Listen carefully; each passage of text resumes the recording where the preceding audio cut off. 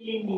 అప్పుడు అడవి మొత్తం చూసింది, కానీ దానికి జంతువులేవి కనబడలేదు. అప్పుడు తిరిగి వెళ్ళిపోతున్న సమయంలో దానికి పచ్చిగా మేస్తున్న ఒక ఆవు కనిపించింది.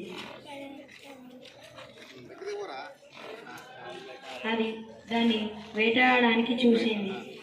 అప్పుడు ఆ ఆవు, ప్రభు, నేను నిన్ననే ప్రసవించాను. నా లేక ఇంటి దగ్గరే ఉంది. దానికి సరిగ్గా పాలు కూడా ఇవ్వలేదు. మీరు అనుమతి ఇస్తే దానికి పాలు ఇచ్చి మంచి ముద్దులు చెప్పి తిరిగి మీ వద్దకు వస్తాను అని చెప్పింది.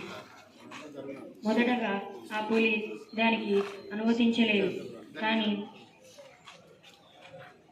ఆవు బ్రతిమలాడేసరికి పులి మనసు కరిగిపోయి అనుమతి ఇచ్చింది. అప్పుడు ఆవు దాని లేగ దగ్గరికి వెళ్ళి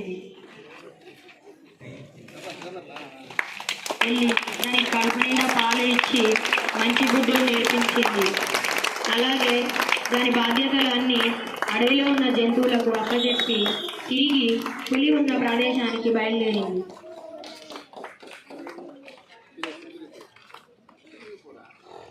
అప్పుడు ఆ సింహం ఆవు ఒక నిజాయితీకి మెచ్చి, నేను వదిలేస్తున్నాను, నువ్వు వెళ్ళి నీ లేఖతో హాయిగా ఉండు అని చెప్పింది. దీనిలో నీతి, మనం నిజాయితీగా ఉంటే ఆ నిజాయితీ మనల్ని కాపాడుతుంది. ధన్యవాదాలు.